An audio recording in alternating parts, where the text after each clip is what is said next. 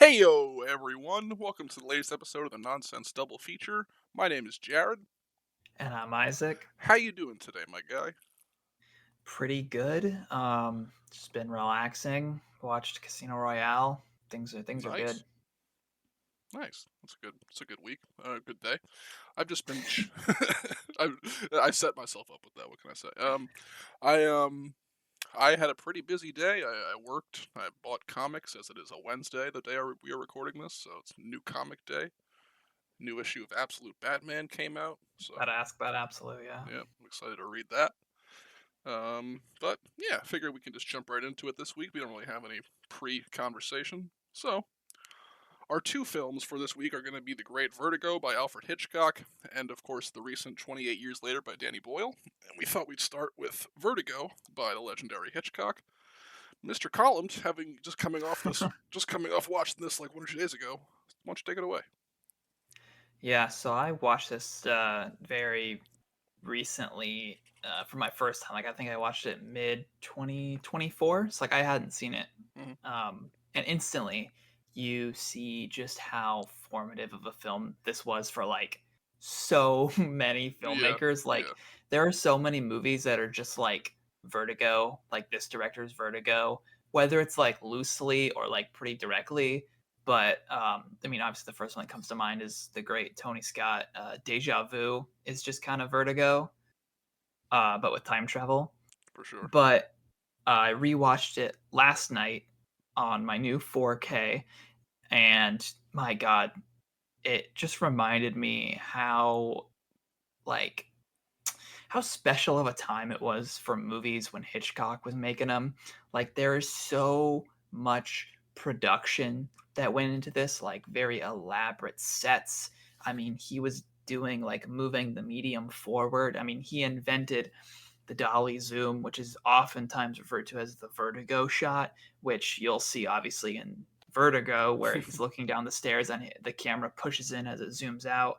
Same for the very famous shot in Jaws where Roy Scheider like realizes the shark's in the water and it pushes in and does it.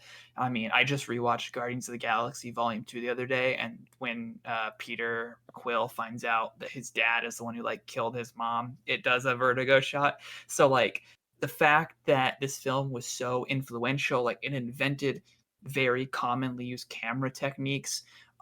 It was shot on VistaVision, which is like having a resurgence with the Brutalist and Paul Thomas Anderson's upcoming One Battle After Another. And then just the colors, man. Like we used to make movies that had very rich colors. Like there's like a sequence in this where if you've seen the movie, you know what I'm talking about. Where Jimmy Stewart's having a bad dream and he gets hit with these like crazy colors, like it's like flashing red. He's like rewalking and like reliving the day when his like the love of his life fell out of a church tower, and like he feels like he's falling, and like his face is appearing on screen like flying through a tunnel. Like That it's like that very scene that scene blows me cerebral. away. That's like something out of Mandy. No, it's something, yeah, it's something like out of Mandy. Like it's very, because it's like this crazy dream sequence, like probably one of the greatest, if not the greatest dream sequence that's ever been filmed. I know that's like a very specific metric, but uh you know, top five dream I sequence. mean, But you're going up against like a giant list of David Lynch dream sequences, so it's there, not oh yeah, a I weak mean, statement. most of David Lynch to be on there. Just this one, like, just because of how, especially at the time in 1958 when this was made, was it 58? Yeah, I 58. think it was 58. Yeah, 58. Like, it comes at a point in the film where it's like pretty normal. Like, it's just like a normal Hitchcock, thriller, mystery, murder. And then out of nowhere, just boom, crazy. Like he's using every tool to the max for this crazy visual sequence. It has like some hand drawn animation in it. It is just, I mean, I don't even have words, man. Like it's just crazy. You have to experience it. Yeah, no, it's truly a one of a kind for sure. Well, at least for its time, like you said, it's been replicated a million times at this point. Oh, Like but it's so sorry. It's no, just you're fine. like uh there's just so much in here that feels like it was, like, the seed that was planted for a bunch of other films, but it's still, like, a whole thing on its own. Like, I'm not saying that, like, this is just the first step. Like, no, this is an entire staircase. Mhm. I don't know if it's a good, I know what you mean. but it's like it's such like a monumental picture. Like so many filmmakers will like look up to Hitchcock, obviously, but a lot of them will regard this as his masterpiece.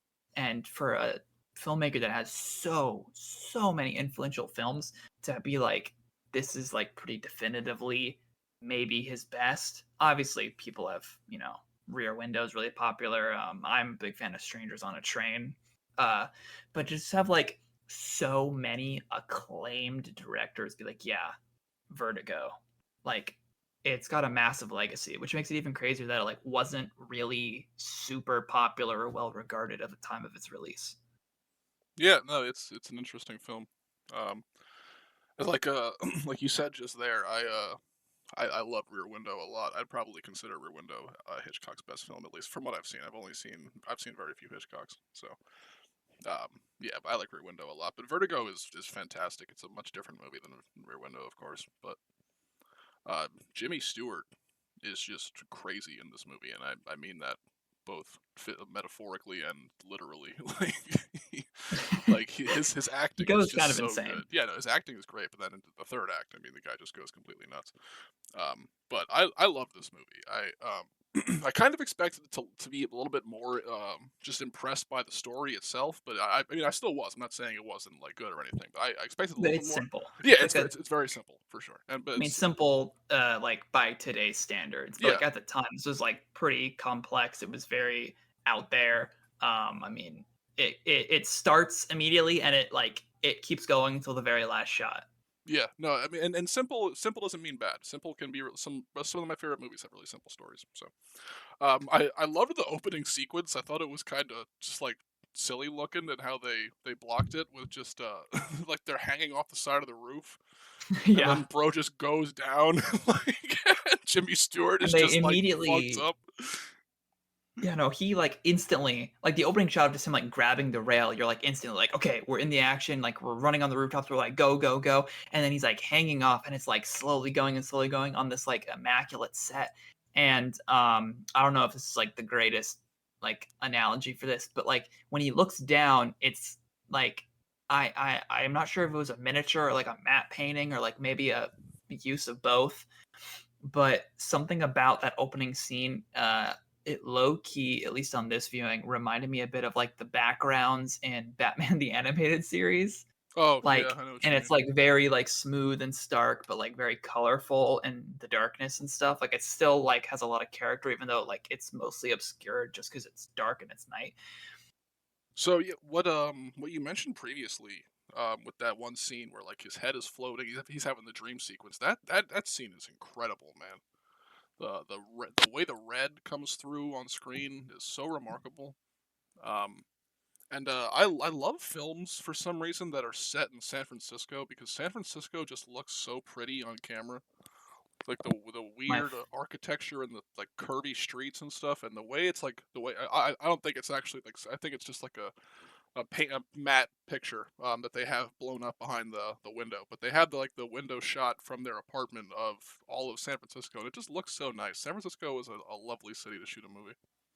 Yeah, I think that was like a painting, but then obviously the shot where like the scene where Kim Novak does jump into the San Francisco Bay, like Right? they Yeah. did go film at the actual Golden Gate, and that shot is like so iconic. Yeah. There's just like so much like attention to detail. Like you like really like they really make sure that you feel like you're in San Francisco, even when you're on like clearly like a set.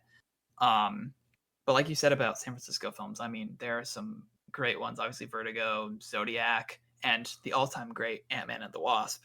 God, Everybody you know, loves Ant Man. my brain goes to what is that movie with Barbara Streisand? What's Up, Doc? That's where my brain goes. What's Up, Have you Doc? seen that? Oh, I have not seen What's Up, I Doc. forget. I know it's a famous I one. honestly don't remember much about it, but I remember there's one scene of a car driving around that super curved road, in San Francisco. Oh yeah, they have that in like Inside Out Yeah, it's an and awesome shot. other stuff. Big Hero 6. No, Yeah, Big Hero 6. this is very unrelated to what we're talking about, but yeah. Uh, I enjoy that quite a bit. And dude, that Golden Gate Bridge shot is insane. The color of the water, the color of the bridge, the blue sky, the way it contrasts with Jimmy Stewart's suit is awesome.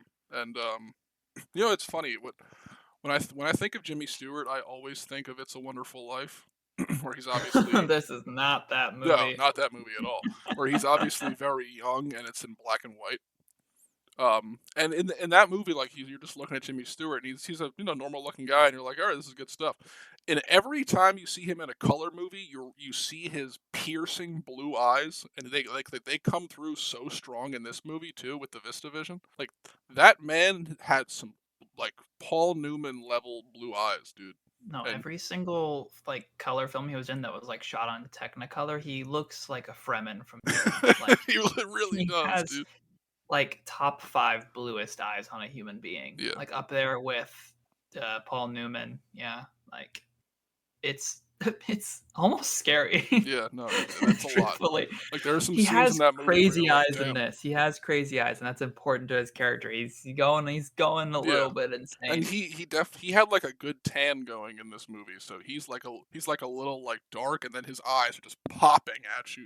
It's like, damn, all right, Jimmy Stewart, I respect it. He's such a good actor, I man. mean, I love Jimmy oh, Stewart one of the best ever. without a doubt. Yeah, I like how like in this film, obviously he like starts off very just like I'm just a dude, and then by the end he's like, I think I am going insane. yeah. No, So his he like obsession in the third act is crazy. he starts off as like normal Jimmy Stewart, and then by the end he's going like full on like crazy version of the monologue at like the end of like Mr. Smith Goes to Washington, where he's Yeah. just like screaming and sweating and like grabbing his face. He has like a very good like scared face, like when he wakes up from the dream Oh sequence. yeah. Like every time he's like getting vertigo because he's afraid of heights ever since the accident at the beginning, and just like he makes that face a lot in this film, and it's It's like very good face acting. it's a lot like the Uh, faces he uses in the third act of It's a Wonderful Life. Where he just looks this like is true. depressed beyond his mind. Like he was a great face actor, absolutely. Uh, And obviously his acting is stupendous, but Kim Novak is such a good partner for him in this movie. Like her character goes through so much shit, and she's just excellent through all of it. Like just a perfectly believable performance for a really bizarre role, like for a kind of human being that only exists in a movie. yeah, like obviously it's mostly Jimmy Stewart and he's the main star, but like the movie lives and dies with Kim Novak's performance, Absolutely, and she yeah, is like indescribably good yeah, in this film. absolutely, And like so many Hitchcock films deal with like very similar themes, even if they're different. Like obviously, like you know, The Lady Vanishes is very different from Vertigo or Rear Window, right, but like they all have very similar themes. And I feel like this one more so than a lot of his other ones like deals with like obsession the best, because Jimmy Stewart just becomes so obsessed with Kim Novak's character, and it's like getting really creepy because obviously you're on his side in the beginning because he's like he's the cool guy, does the right yeah, thing, coming wants out to of help out a retirement, friend, but then by the end you're like he has a weird psychosexual relationship with this woman who he yeah, thinks is another woman and wants to make this other woman the first woman who's definitely dead. And it's this whole mystery. But like by the end, you're like, am I on this guy's side? no, Like he's it's going a so little off the deep end. it's such a bizarre feeling watching that character go too. Like he's just so fucking weird by the end of it. Like like you said, he goes from normal guy to just obsessed creep. Who's like pushing so much on that woman that it's just it's bizarre. He like evolves like from like protagonist to antagonist Yeah, almost. I think Maybe not quite that far, but I mean, I have maybe. I have one gripe, and that's not a problem. This isn't even like a real criticism. This is just like one thing that I kept thinking about during the movie. When the plan and twist with the plan is revealed, all I could think about was just how bizarre of a plan it was. you know? No, it's an insane plan that only Hitchcock would come up with. Like all like so many Hitchcocks are like that. Like, have you seen Strangers on a Train? I haven't, no. Okay, I mentioned it earlier, but that one, like the setup of the movie is two guys meet on a train, strangers. Oh, yeah, Okay, I would hope. we've already got the title. We've like it gets ready, but they're having a conversation on the train on this like short little train ride, and the one guy is like, "Hey, if you were to murder somebody, how would you get away with it?" Just out of the blue, because it's a Hitchcock film and he loves murder.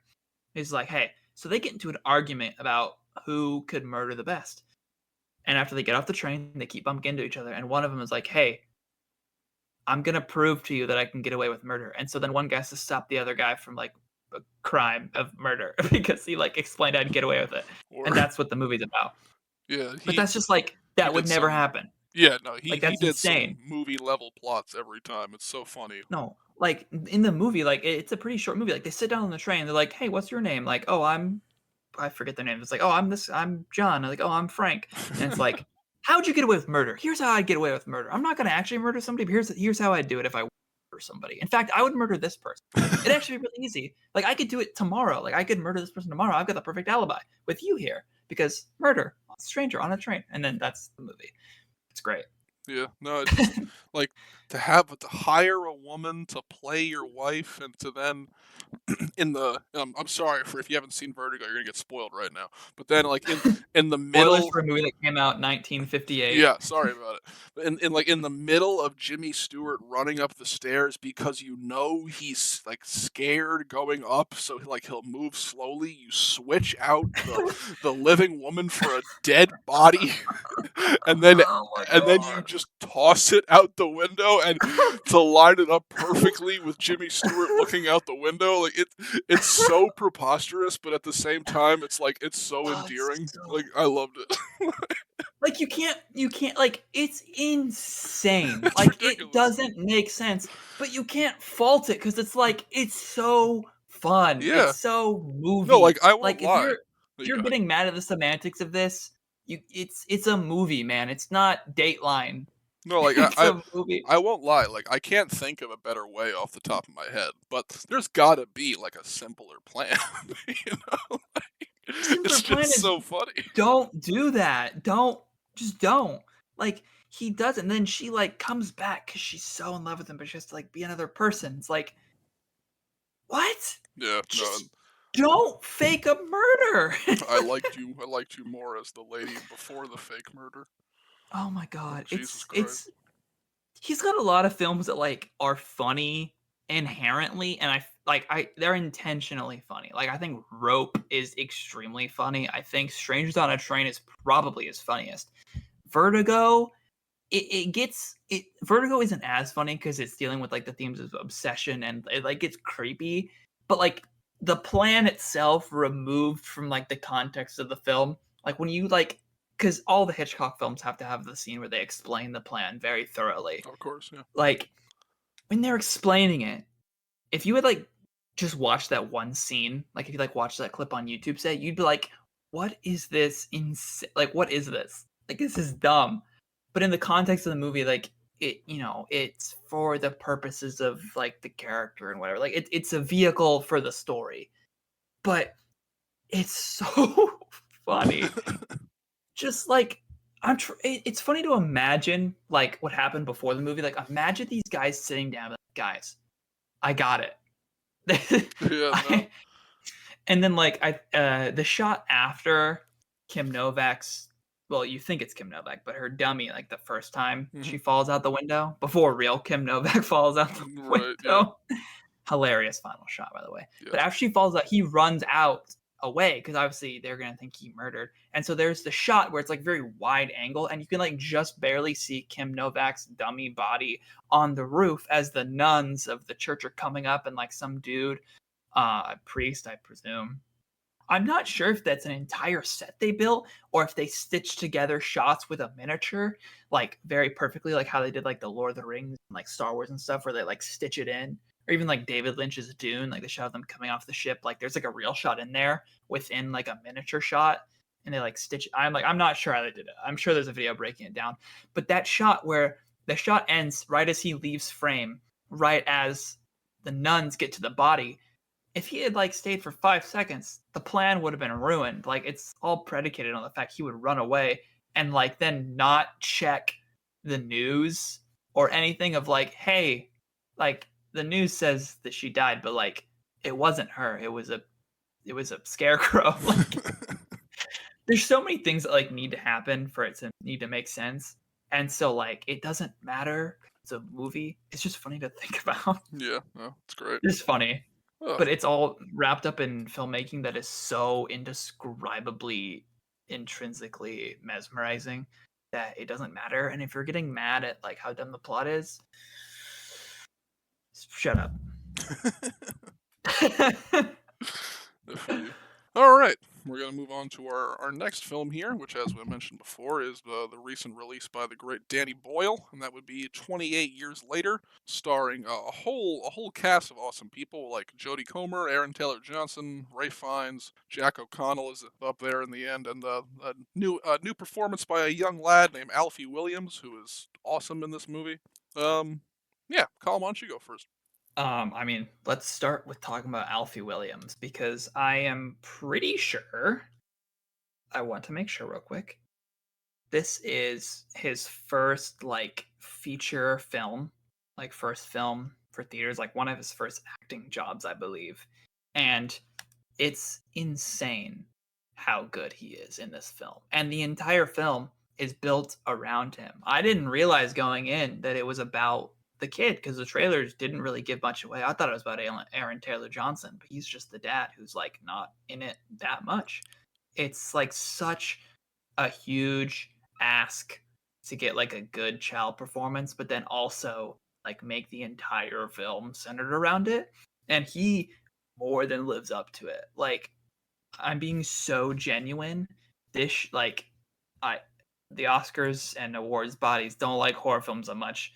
This kid should be nominated for like something, whether it's an Oscar or a something. I'm being so serious. We've had very young nominations and very young winners. I think this kid should be up there. I'm No, so he's serious. he's fantastic for sure. It's like it's mind blowing how good he is. Like Yeah. one of the best child performances in years. He I'm so excited to see him again. I want to see this kid be a star because he deserves it. Yeah, no, he's in part two quite a bit, so I look forward to that as well. But this movie is just so fantastic. Yeah. As for Um, the movie, yeah, I got it listed at number two right now, right behind Sinners for this year, and it is Mhm.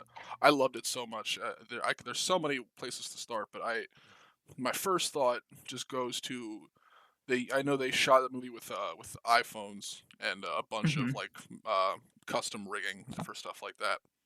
Um, it blows my mind how much it's able to look like the original film. Like it doesn't look as crusty and like like as what's the I don't know what the word is aside from crusty, but like as just like you know almost like it's shot on a camcorder type deal. Because it was shot on a camcorder. Yeah, exactly. It doesn't it's not as It it's has not like it has that analog. almost found footage feel. Yeah, Yeah, analog, exactly.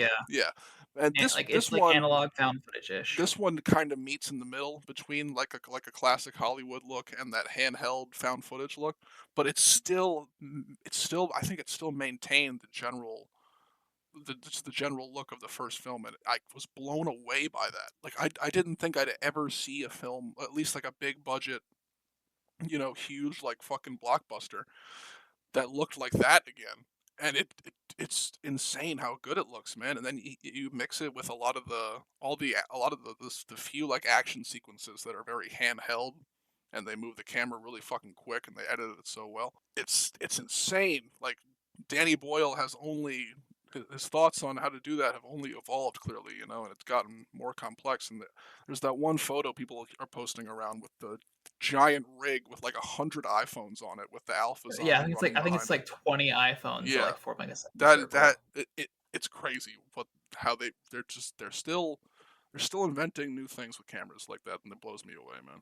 To take technology like an iPhone and make a movie that looks like that just blows my mind. Like I think I've heard I think we've all heard like, oh, this was shot on an iPhone a ton of times, and then like you watch the behind the scenes, and it is an iPhone, but it's like rigged to like a lens, and it has like a battery booster and all that stuff, so it's like putting out extra power, and it's just like, okay, well, I guess shot on an iPhone was kind of just a thing they're saying here, because this is an iPhone, but it's got a lot of extra equipment.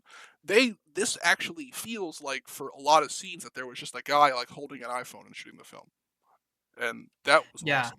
Yeah, like, there is scenes where they do have, like, a rig set up to this where, like, it is a lens and it is, like, a battery-powered thing for, Yeah. like, some more still shots, but a lot of, like, the action is doing stuff that, like, could only be done in an iPhone. The way that they're moving so quick and getting so close to people, every time not every time, most of the time when there's, like, a kill, when they kill a zombie, they have that 20 camera rig that's like a semicircle of like 20 cameras all shooting at the same time, 20 iPhones.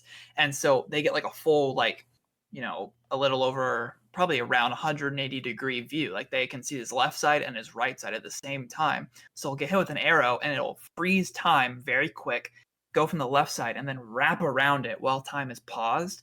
The best way I can describe it is like the bullet time in the Matrix where like it's slow but Yeah, the camera is moving faster than time. absolutely. That's how they do it. Like pauses the movie and goes like for like a video game kill. Like it's like Mortal Kombat, Sniper Elite type deal where it's like very in your face, very like gnarly, very digital. So like since the first one was shot on a camcorder, like early digital camera, it has, like you said, like an analog found footage feel. And so with 28 years later, it feels like the technology has evolved because obviously it has, but in the context of the world it works so well too because it still has that rugged like guerrilla style filmmaking where it looks like they just got some guys in a forest with some makeup on and just filmed them with their phone. Like that's how a lot of people nowadays are starting making films. Like they're just going out with their friends filming on a phone because that's what they have. They want to make movies.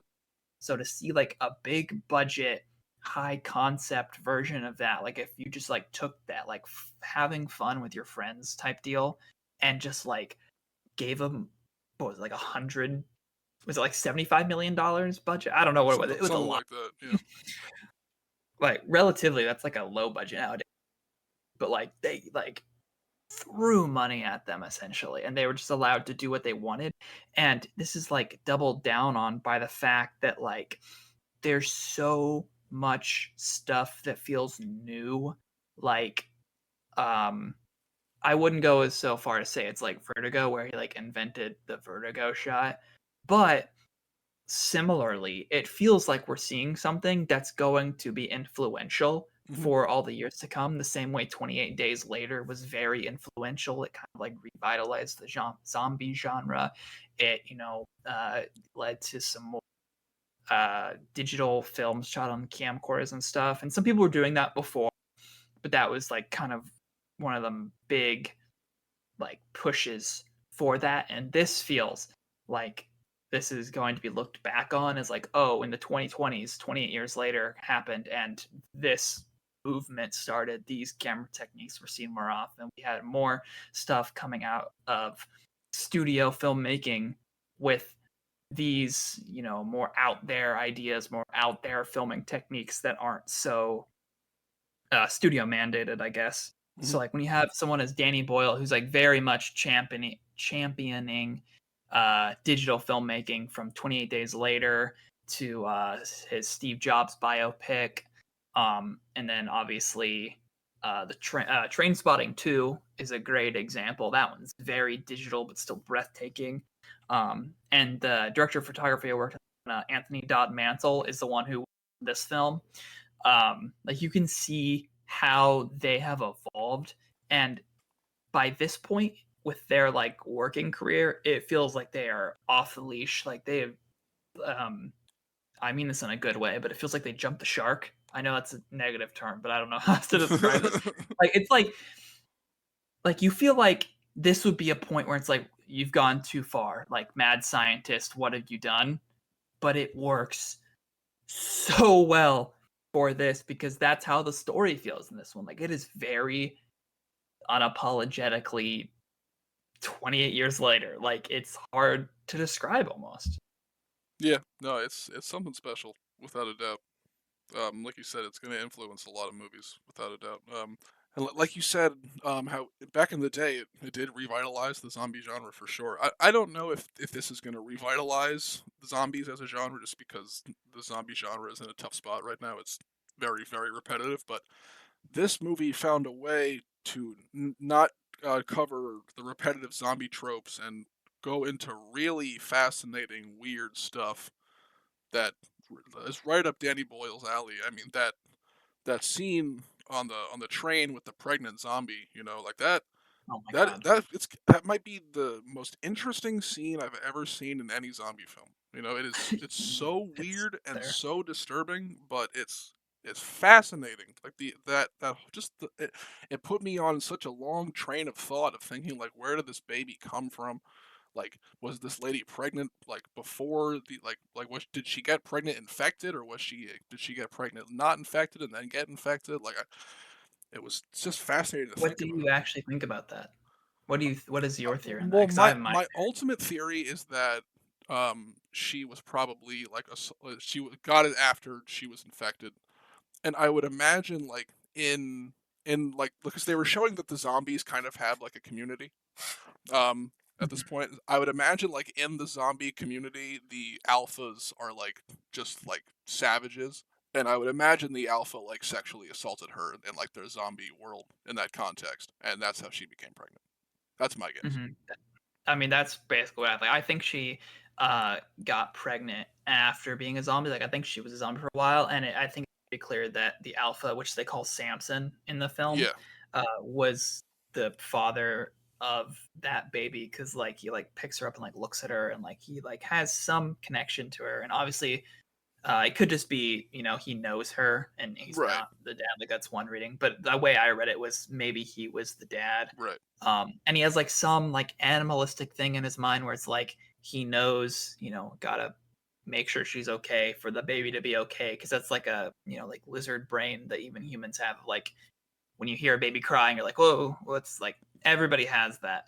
So like they still have that like bit in there where it's like it looks, like you can be empathetic towards it, even though they're like almost mindless animals. Like they're, like maybe even like less smart than like actual animals. Hmm. Um, so just the idea that it's like very, at least for this movie as opposed to the previous two where it gave me vibes not directly but kind of gave me vibes of like the humans in Planet of the Apes Hmm. where they're like in herds, like they're very animalistic but like they have that like humanity in there somewhere, but like instead of like being like cattle they were like, oh, zombies trying to Hmm. murder you. Yeah. No, that whole sequence, like, it's so remarkably weird, but so remarkably cool. Like, it's truly like it pushes the walls of the genre.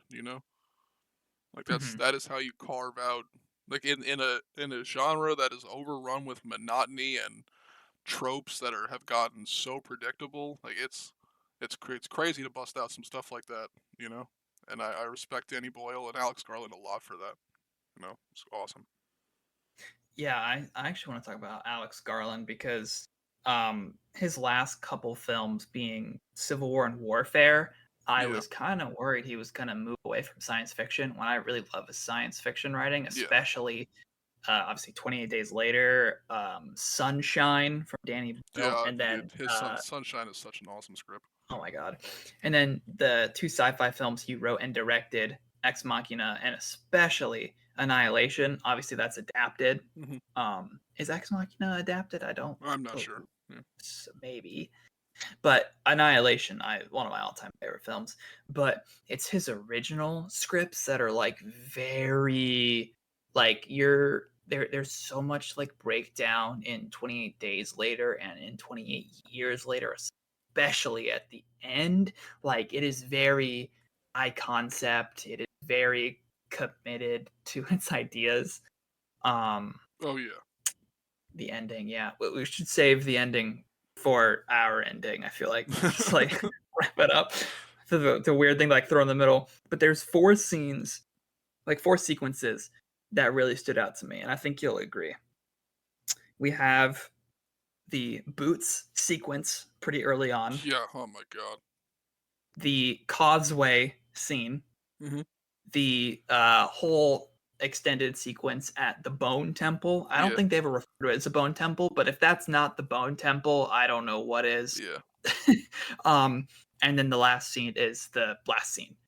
I Yeah. feel like those are like the four sequences that people are going to remember. Obviously, and the train chase. Um, And I, but I think about the heads getting ripped off quite a bit. I can't lie about that.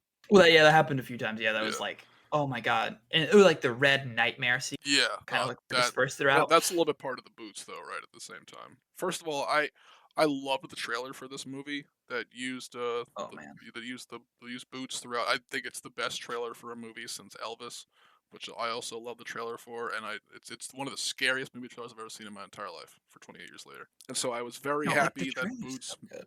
Oh, it's fantastic. I was very happy that Boots made it into the film as well. And not only does it sound like just as scary in the movie, but the editing in this sequence is remarkable, both from an audio and a visual standpoint. It's spliced up with shots of them, walking down the causeway and going to the mainland. But then it's all these shots of found footage of these soldiers marching and bombs going off and all this stuff, and it just freaks you the fuck out, man. Like the poem is about World War I and just how spending all day long marching just drives you crazy. Because you're listening to like 50 pairs of boots hit the ground every second over and over again for hours on end as you're walking 30 miles a day, and it just drives you insane. And there's something about that vibe that just like welcomes you into this world in such a creepy, fucked up, and exciting way. I was so thrilled not just because I love good editing, but that it was just hitting me on a really, really deep level, and that sequence was crazy and like had my eyes wide open for the rest of the film. No, I mean that was definitely my favorite scene in the movie, especially on a rewatch. Because I did see this 2 days in a row in theaters. So good on Thursday night. I had to go on the Friday night too. Um, so for the boot sequence, it's like a war poem, like a British war poem, and if Yeah. you read it, like if you how it's performed, you're supposed to perform it at a certain beat per minute because it's like the same speed at which they would march, like whatever it is. It was like the same beat as the British Army is trained to march, especially in World War I, where there was a lot of marching. Um, so, like you said, it's interspersed with them walking to the British mainland, which has like gone back in time technologically. Basically, like they're coming out with like bows and arrows because they want to be quiet. So it's like the world has reverted back to this. I mean, primal's not the word, but like a previous time where it's like very visceral and scary, and like it was a scary time for the world during World War I, especially in Europe. Like so many places in Europe were being decimated, and I think what was the most interesting about that sequence is it tied in even more British history, where it wasn't like archive footage of World War I and I think some World War II. It might have just been World War I. I can't remember exactly because there's so many quick shots, but they're absolutely unequivocal. There are shots from Lawrence Henry V, which I just happened to randomly watch like semi recently, Let's move but on to now the final scene, which the is instantly infamous final scene yeah, of by 28 far years by far later. the most polarizing scene of the whole movie. It's bizarre. It is Make or break for some yeah, people. it is Power Rangers esque in its editing and its action, and it is just the strangest narrative to way to end this movie, and the tone of it is just so unbelievably bizarre. Um, It's not even a left turn; it's a U-turn yeah, almost. yeah, it's exactly, yeah, it's so strange.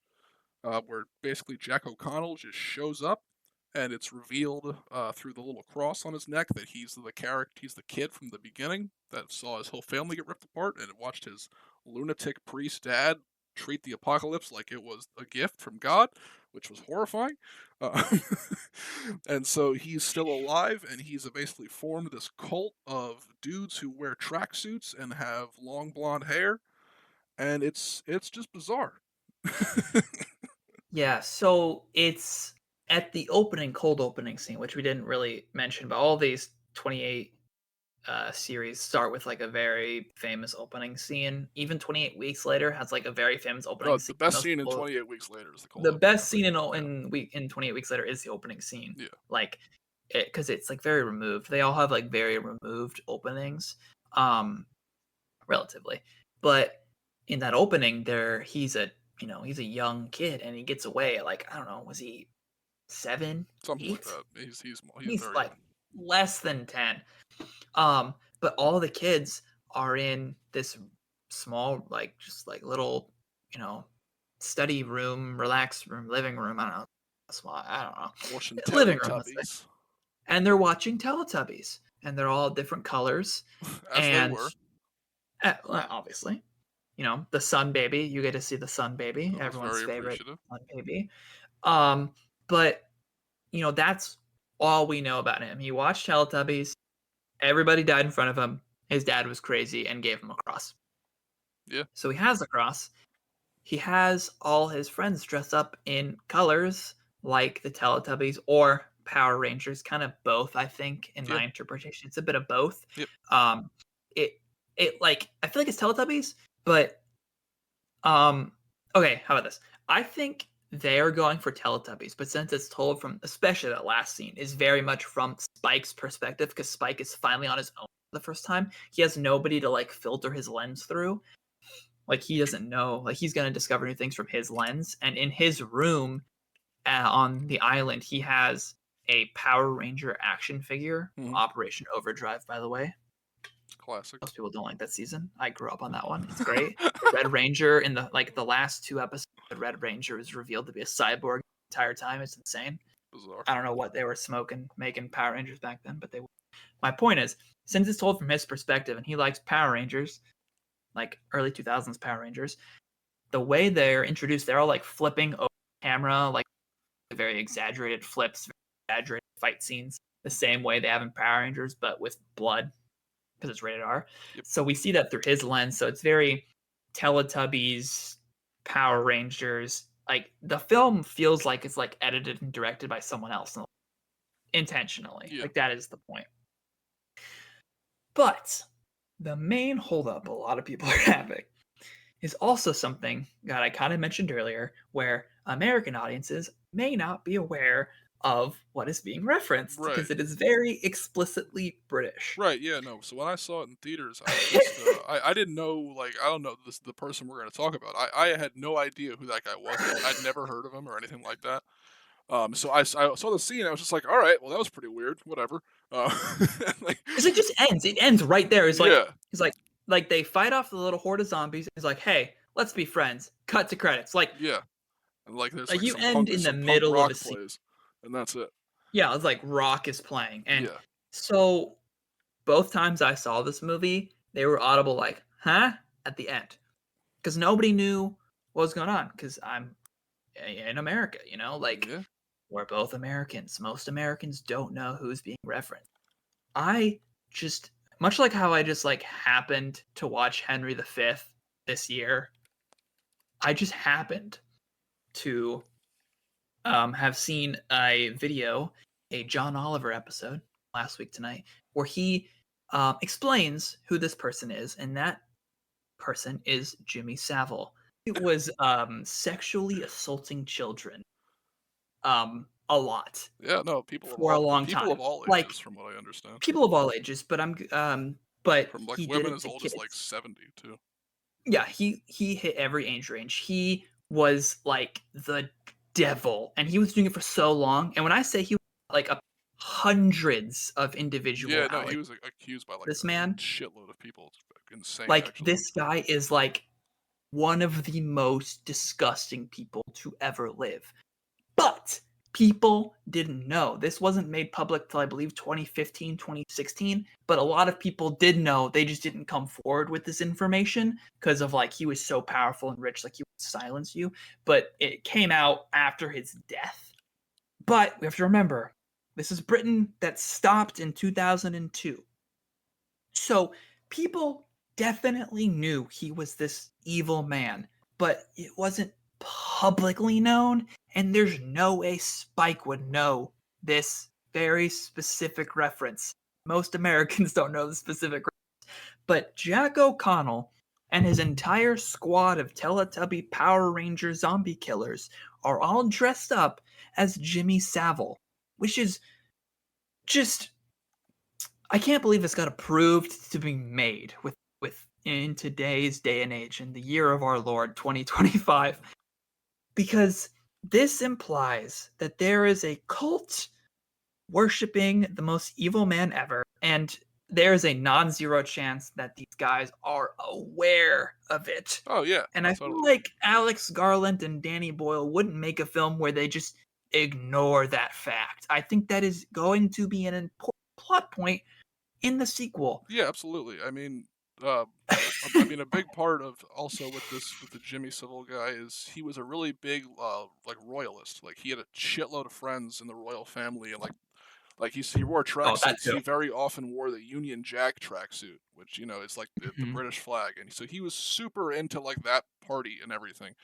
And obviously that's a political spectrum that they are really criticizing in these movies.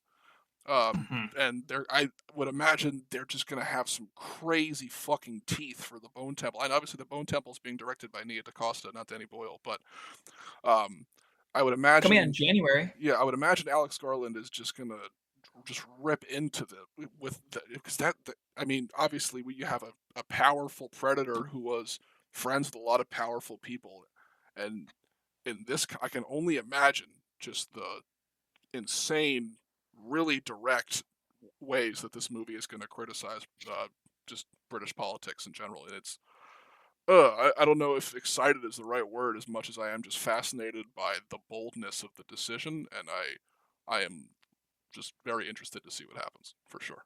Like that's a genuinely insane. No, no, it's nuts. Like to have your studio zombie horror film be like, "Hey, we have a Jimmy Savile cult." Like, what? It's Who fucking comes crazy. up with that? No, That's insane. I but I fully believe this will be discussed and be a major part of the next one, if not the potential third film of this trilogy. Like analyzing like both in I feel like you could analyze it in two ways where it's like obviously you have like the world building aspect where it's like what if it was 2002 and maybe they don't know but maybe they do know, but then you can also reconcile that with like we're watching this 2026 2027 depending on when the third one maybe comes out, like we know the context. like yeah, like it's going it's to be gonna be interesting. a scathing script. I feel like. I mean, Just direct. Garland's never shied away from just getting in your face with like criticizing and like overt political themes and ideas, but this feels like his most direct he's done. Yeah. And this is the guy who made Civil War, Hmm. Yeah. which is crazy to say that this is probably his most like direct. It's a Yeah. Yeah. All right. Well, it was nice doing this one. We'll catch you guys next time. Adios, everybody. see ya.